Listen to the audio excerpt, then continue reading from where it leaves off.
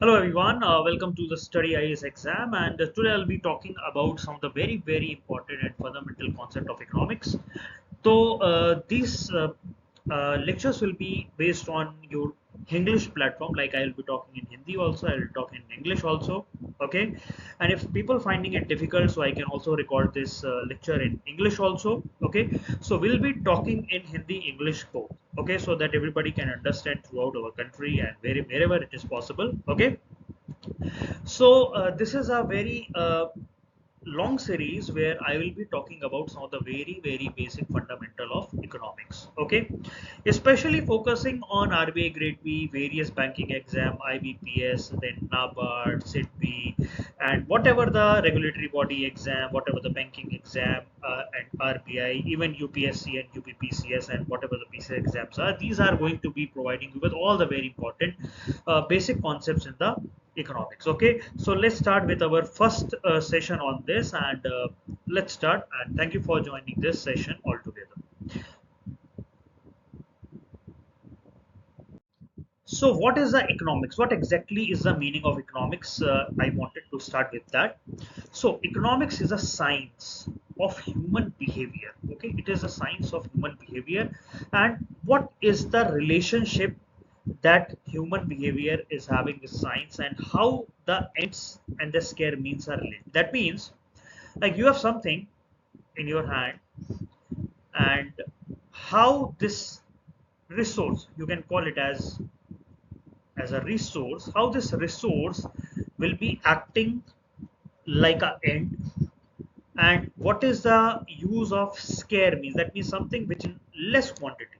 Okay, because if there is something which is in abundance, so there is no economics at all. Economics only come when you have scarce means of resources, then only all the concept of economics come. जब तक आपके पास कमी नहीं होगी तब तक आपका कोई इकोनॉमिक्स नहीं होगा, राइट? इकोनॉमिक्स तब आती है जब कमी होती है. फॉर इकोनॉमिक्स वो एक साइंस है जो इस कमी को हैंडल करता है. ठीक है, सो this is what is all about economics, right? Now, means and end. Means how you are going to get and exactly what you wanted to get. Okay. So as per the Professor Leonard Robbins, there is a definition of scarcity. Okay, scarcity means what is the major concept, like किसी चीज में किसी कमी का concept होता है. Okay, economics is all related about like scarcity. Okay, so and along with that, Leonard Robinson also provide what is the meaning of means and ends. Okay, so let's exactly find out what is the meaning of means and end. Okay, so means man has a unlimited amount. Okay, भाई हमको भी ये सब, ये भी चाहिए, वो भी चाहिए, पैसा भी चाहिए, रिसोर्सेज भी चाहिए, खाना भी चाहिए, गुड लाइफस्टाइल भी चाहिए, गाड़ियां भी चाहिए, सब कुछ चाहिए, मतलब अनलिमिटेड, एवरीथिंग इज अनलिमिटेड. ठीक है, अगर हमारे पास पैसा होगा हम लोग सब चीजें खरीदेंगे. ऐसा कुछ नहीं होता है, कोई साधु महात्मा, ऐसा कुछ नहीं होता है. इकोनॉमिक्स में आप तभी पढ़ते हो जब, पहली बात तो ये है कि ह्यूमन नेचर को समझना है. ह्यूमन नेचर की जो नीड्स हैं वो अनलिमिटेड है. ठीक है, सो इस नीड को, इस अनलिमिटेड नीड को जो हम लोग सेटिस्फाई करते हैं, उसके लिए हमारे पास जो रिसोर्सेज बहुत ही ज्यादा लिमिटेड है. That resources are very limited. Okay, so since the resources are limited, so we have to utilize some kind of alternatives under that. Okay, so here comes the concept of choice. अब आपको choice करना पड़ेगा, इधर ये ले लो या वो ले लो, या टमाटर ले लो या आलू ले लो, या कपड़े ले लो या फिर खाना ले लो. ठीक है, तो ये इकोनॉमिक्स होता है. ठीक है, अभी अनलिमिटेड रिसोर्सेज हैं तो आपको इकोनॉमिक्स का मतलब नहीं है, आपको जो चाहिए वो मिल रहा है. ठीक है, लेकिन क्या होता है, द रिसोर्सेज आर लिमिटेड. आपकी वांट्स अनलिमिटेड है लेकिन रिसोर्सेज लिमिटेड है. ठीक है, तो आपको कोई ना कोई, आपको अपना ऑल्टरनेटिव यूज करना पड़ेगा, आपको कोई ना कोई चॉइसेस लेनी पड़ेगी. ठीक है, now there are two categories of economics. अब अभी पीछे समझ गया ना इकोनॉमिक्स क्यों आता है. इकोनॉमिक्स आता है स्कैरसिटी की वजह से. स्कैरसिटी की वजह से आपको चॉइसेस करना पड़ता है. ठीक है, अब आ जाता है कि what are the category of economics. एक होता है माइक्रो इकोनॉमिक्स, मैक्रो सॉरी, दूसरा होता है माइक्रो इकोनॉमिक्स. ओके, दो तरह का इकोनॉमिक्स होता है. ठीक है, तो पहले हम पढ़ते हैं what is macro economics. Whenever we say macro, macro word is like a big word, कोई बड़ा चीज कहलाता है। ठीक है, हम लोग थोड़ा किसी चीज को एक बड़े व्यू में देखते हैं, right.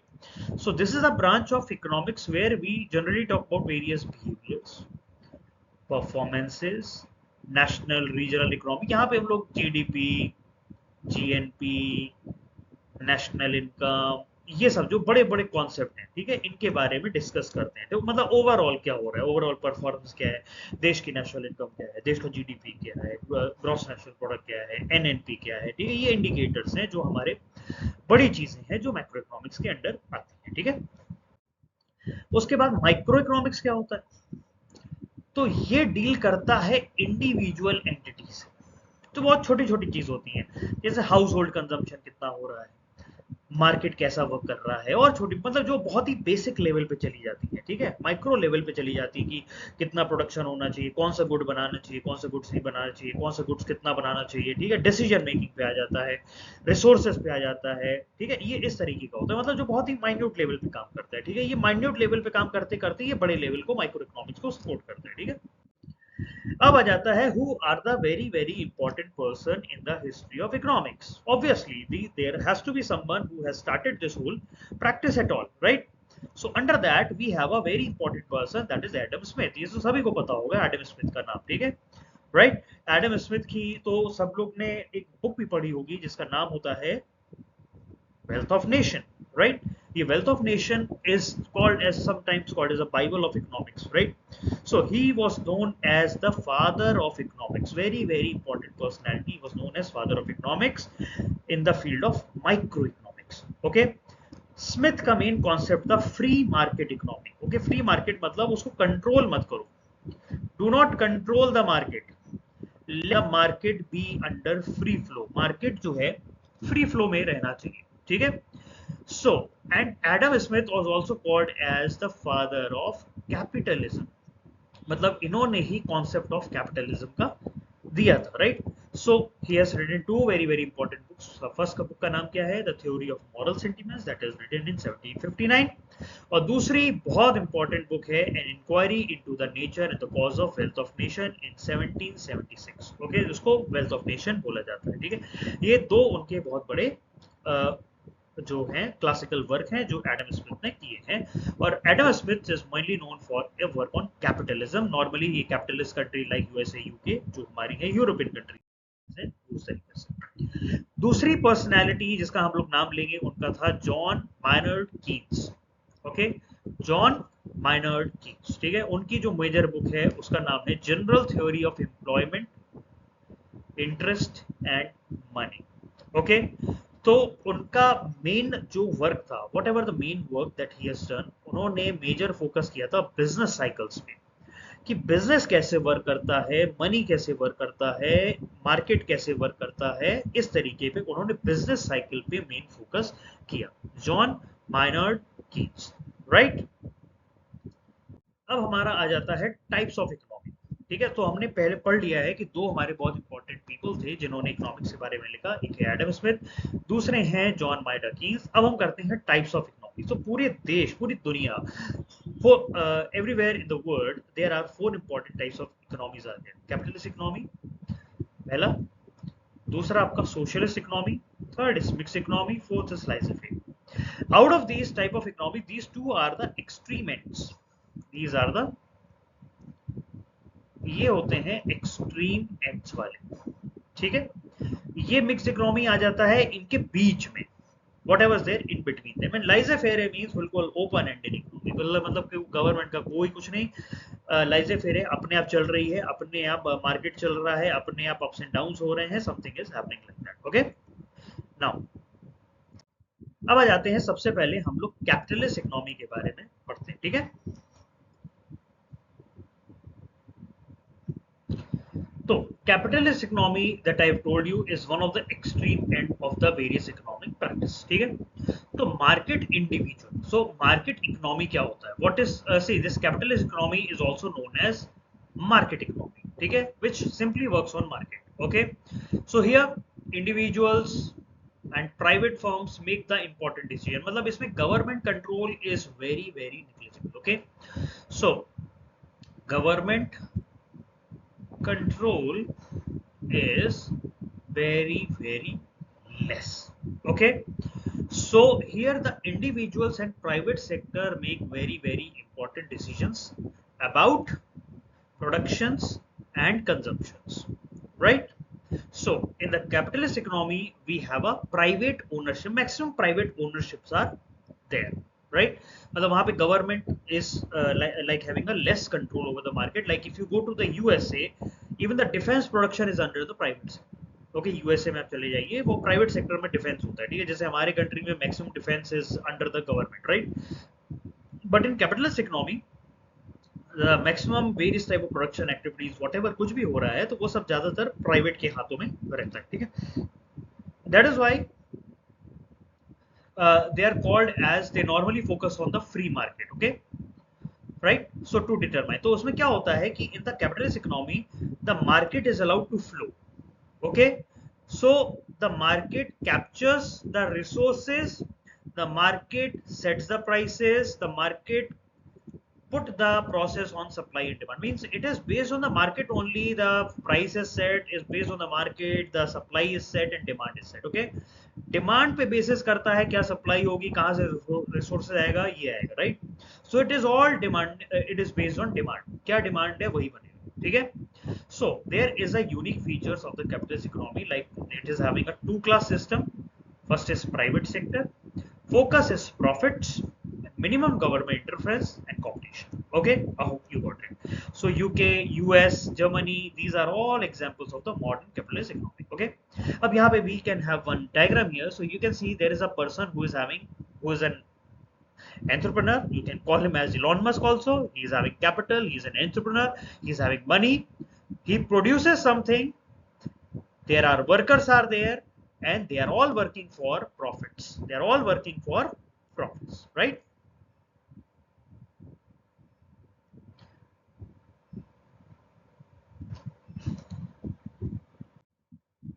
Now we are coming into the second one, which is called as socialist economy. Under the socialist economy, which is, so under the socialist concept we have one very important personality, that is Karl Marx. Okay, Karl Marx has been called as the idea of socialism. Okay, so he has given the idea of socialism. He said that everywhere what should happen is that there should be a command economy. That means something should command the economy, किसी का control होना चाहिए economy के ऊपर. Okay, जहां पे normally इसमें क्या बोला गया है कि गवर्नमेंट को कंट्रोल करना चाहिए इकोनॉमी को, जितने भी इंपॉर्टेंट डिसीजन है वो गवर्नमेंट को लेने चाहिए, कोई भी डिसीजन है वो गवर्नमेंट को ही लेना चाहिए, whether it is production, distribution और whatever it is. Okay, so the focus is on public ownership. क्या फोकस है? Public ownership. Okay, and here government only decided, government decide करती है कि क्या आउटपुट हमें बनाना है, उसका क्या प्राइस रहेगा, कितने में बेचना है, क्या करना है, ठीक है? So citizens have to rely on government for most of the things, for food, healthcare, education, whatever it, because here government is setting the prices of food, here government is setting the price of education, here government is setting the price of healthcare. Okay, so here people who proposes the socialist economy, they wanted more equal distribution of goods. मतलब वो ये चाहते हैं कि there should not be any kind of inequality, people should get equality everywhere. Okay, so अगर government सब चीज control करेगी तो there will be no rich and poor concept. Okay, so this is what the people who focuses on social economy they think of. Okay, so there was no way any competition, there is no more profit booking. यहाँ पे profit का कोई concept नहीं है. Okay, right? So there are few countries like Soviet Union, we have Cuba, we have China, we have Venezuela, they all are working under this socialist concept, but slowly they have started opening their market. Okay, now comes the mixed economy. Mixed economy क्या होता है कि इनके बीच की economy, जिसमें कुछ चीजें capitalist economy की भी यूज करते हैं, कुछ चीजें हम लोग सोशलिस्ट इकोनॉमी की भी यूज करते हैं, combination of. So it is a combination of both capitalism and socialism. Okay, so mix economy में क्या होता है, mix economy will allow you private property, जैसे अपने इंडिया में you can keep any kind of any number of private properties, right. Government आपके इसी काम में इंटरफेयर नहीं करेगी, ठीक है। But government keeps on interfering whenever government sees that some kind of inequality is happening at somewhere. Okay, so government तब interfere करेगी. Okay, so here private property where government also interfere with various economic activities to attain the socialism principle. Okay, government allow करती है capitalism, but interfere करती है कि थोड़ा socialism भी रहे. Okay, equality. Okay, or equity, right? So here some free market element and some socialist elements are there. Okay, so यहाँ private ownership रहता है जिसका पूरा कंट्रोल प्रोडक्शंस पे रहता है. Okay, but they have to follow government regulation, उनको government regulations follow करने पड़ते हैं, right.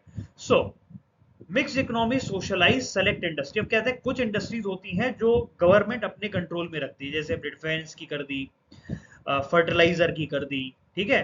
Because wherever there is something which is essential, which is very very essential for public, so that is put under the government control.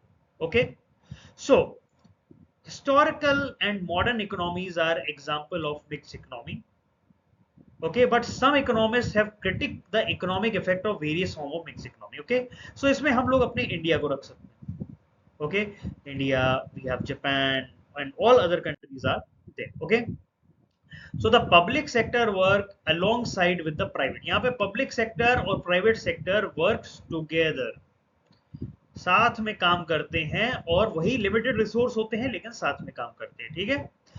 यहाँ पे किसी भी private sector को block नहीं किया जाता है. प्रॉफिट बुकिंग आप कर सकते हैं, प्रॉफिट आप बना सकते हैं, आपको जितना बनाना है, ठीक है, राइट. उसके बाद जैसे अब यूएसए है इज अ मिक्स्ड इकोनॉमी, मतलब पहले ये पूरा का पूरा कैपिटलिस्ट इकोनॉमी था, लेकिन हाँ अभी यूनाइटेड स्टेट ऑफ अमेरिका जो है एक मिक्स इकोनॉमी के अंडर आ गया है, लेकिन अभी भी उसका मेजर प्रोसेस जो है कैपिटलिस्ट की ही तरफ है. Okay, right. So it is like that.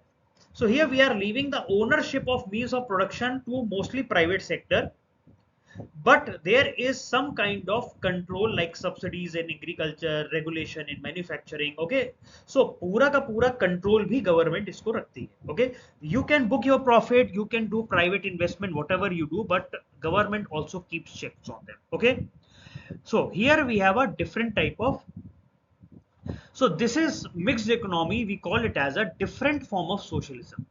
एक तरीके से ये अलग तरह का socialism है. Okay, so common and centralized ownership of means of production. Proponent of socialism believe that central planning can achieve greater goals. Central planning कैसे? You know, in India we have a planning commission earlier. हमारे India में पहले planning commission था, right, 1950s में. तो वो plan करता था from the top, what is going to be there, plan for the whole country, right. But now it has been replace with NITI Aayog. अभी नीति आयोग से इसको रिप्लेस कर दिया गया, राइट. सो ये एक तरीके का डिफरेंट सोशलिज्म है, राइट.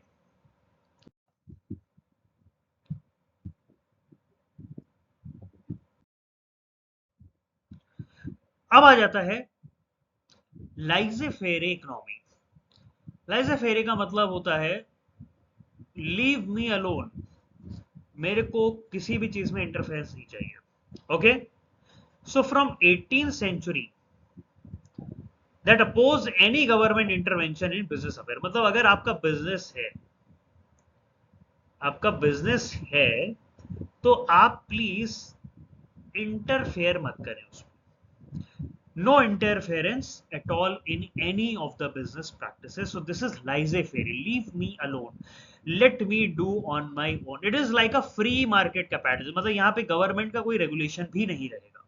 ओके, इसका मतलब ये है कि it is a free market capitalism which opposes any kind of government interventions. Government should not do any kind of regulation in this. Okay, who developed this theory? It was developed by French physiocrat, क्योंकि वो believe करते थे कि economic success तभी हो सकती है जहां पे लेस गवर्नमेंट इन्वॉल्वमेंट होगा. They thought that the economy can only grow when there is a less government intervention. Okay, so later free market economists build on an idea of laissez-faire, जिससे हमारे economic prosperity की बात आई, ठीक है, or it has now been called as one of the good practices for the development of economy for. And but the thing is that because of this laissez-faire economy, there is a wide increase in the economic inequality. Okay, so there has to be balance everywhere whenever you want it to. Okay, so here laissez-faire believes that mark makeup of fundamental of laissez-faire economy includes the idea that economic competition constitute a natural order. मतलब अगर आपको competition करना है तो let the things be free. Do not try to control the things and then try to make the competition. Let the thing free flow and then based on that you can do the competition. Okay, so they opposes any kind of government intervention in economy. They opposes any kind of legislation in that. They are against minimum wages, they are against duties, they are against trade restriction, they are against corporate taxes. Okay, so this is what laissez-faire is all about. Okay, so they thinks that removing all these things can provide us with a very good competitive environment. Okay, so the economists argue that the free market and free economic competition was very, very important for any type of economic good health and free society. Okay, so government should only intervene. उन्होंने ये भी बोला है कि the government केवल interfere तब करे to preserve property. मतलब कोई अगर property को नुकसान कर रहा है, if somebody is taking life or killing somebody, or if something is hurting individual freedom. Otherwise, keep the natural laws unchanged. ठीक है, do not interfere in the natural laws. Okay, and economic, so which later British economist Adam Smith dubbed as invisible hand should be allowed. Okay, Adam Smith ने भी बोला कि let the economy be free flow, do not put any kind of restriction under. Okay, so laissez-faire means होता है pure capitalism, less government intervention or zero government interference. Okay, so laissez-faire roughly translate from French word let do or leave alone. Okay, there should be no government control, there should be no government regulation, there should be no checks and balances and all those things. Okay,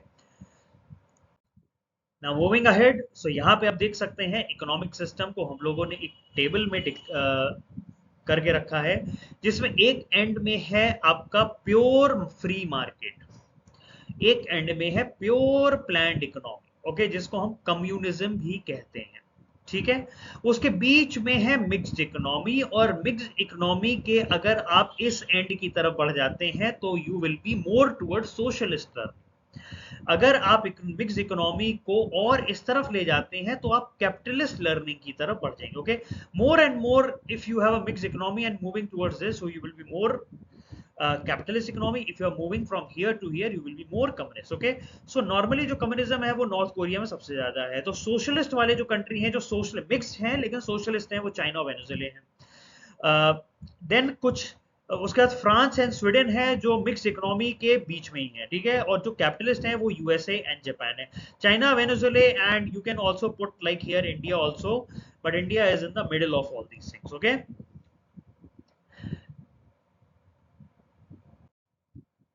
अब आ जाते हैं concept of supply and demand. अब एक बहुत important concept होता है supply and demand का. ओके, कितना डिमांड है, कितना सप्लाई करना है, तो ये एक तरीके का इंटरेक्शन होता है. ठीक है, between the buyer, seller and the buyer. Okay, so the theory defines that relationship between the prices of a given goods or a product and willingness of the people to either buy or sell. कोई एक theory है कि आपका क्या price है, कोई price, क्या price है गुड्स और प्रोडक्ट का, और पीपल आर कितने विलिंग है उसको लेने की. ओके, तो अगर प्राइस बढ़ता है, किसी चीज का प्राइस बढ़ता है, तो people will be demanding less. Okay, and the law of supply says that higher the prices seller would supply more of an economic good. ठीक है, so ये है, एक तो है कि the law of demand says that higher prices, मतलब demand, मतलब लॉ ऑफ डिमांड कहता है कि हायर प्राइसेस अगर होगा तो बायर विल डिमांड लेस, और लॉ ऑफ सप्लाई कहता है कि हायर प्राइस होगा तो seller will supply more of the economic good. Okay, so these are the two laws which interacts to determine what actually is the market, what is the volume of the goods are traded on the market. Okay, so इससे supply and demand का concept ऊपर नीचे होता रहता है. Okay, ये तो दो बड़े चीजें हैं, ठीक है, बट कुछ इंडिपेंडेंट फैक्टर्स भी रहते हैं. Several independent factors are also there which affect the shapes of the market supply and demand. Okay, उससे प्राइस अप जाता है, नीचे जाता है, क्वांटिटी बढ़ती है, क्वांटिटी घटती है, तो ये इसका एक अलग, बहुत ही बड़ा अलग रोल होता है. ठीक है, तो लॉ ऑफ डिमांड क्या है, states that if all other factor remain same, मतलब सब कुछ चीजें अगर सेम रहे, मतलब अगर छोटे मोटी चीजें अगर सेम रहे, तो law of demand says that higher the price of goods fewer people will demand for the same. मतलब अगर आपका प्राइस किसी चीज का हाई है तो उसका डिमांड जो है वो नीचे ही रहेगा. Higher the prices, lower is the quantity that is demanded. Okay, so the amount of good that buyer purchase at higher price is less because the prices of good goes up, which says that the opportunity cost of buying that good. Then supply, अगर इसी को हम supplier seller perspective से देखें तो each additional unit opportunity cost tend to be higher and higher. That means producer supply more at higher price. मतलब अगर prices किसी चीज के हायर हैं तो सेलर को उसमें पर यूनिट हाई प्राइसेस मिलेंगे, तो जो प्रोड्यूसर होगा वो उसको और ज्यादा सप्लाई करेगा. Producer supply more at higher prices because higher selling price justify the higher opportunity cost of that product. ठीक है, फिर आता है एक equilibrium price.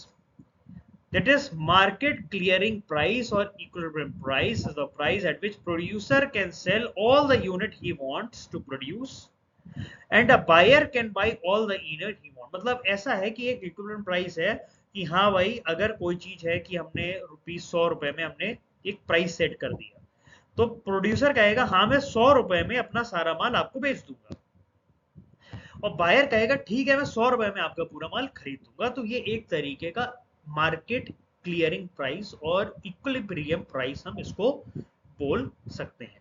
ठीक है, तो इसको कहते हैं इक्विलिब्रियम प्राइस. ओके, ठीक है, तो इसमें यही बात हो रहा था कि जो हम सप्लाई एंड डिमांड के कॉन्सेप्ट है, इसमें सबको हेल्प चाहिए होती है, इन्वेस्टर, एंटरप्रेन्योर, इकोनॉमिस्ट, एवरीवेयर. ठीक है, तो अब जैसे कि हम एक एग्जांपल ले लें कि जैसे अगर कोई एक कंपनी है जो अपना मार्केट में एक नया प्रोडक्ट लॉन्च करना चाह रही है, ठीक है, तो उसको चाहिए है कि highest possible margin, highest possible profit उसको मिलना चाहिए.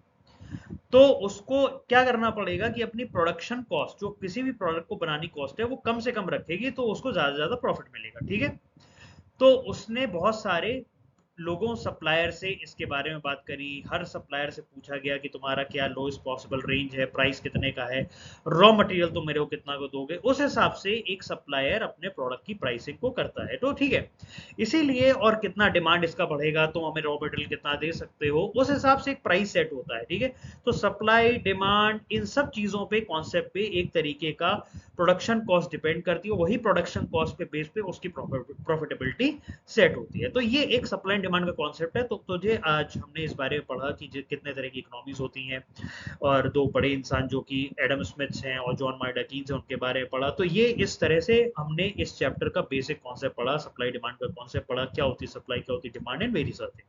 नेक्स्ट क्लास में हम एक फर्दर न्यू टॉपिक पढ़ेंगे, and just wait for tomorrow, and I will be putting our new video tomorrow at the same time. Okay, so thank you.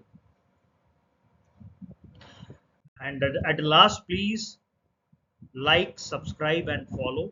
Happy learning. Thank you.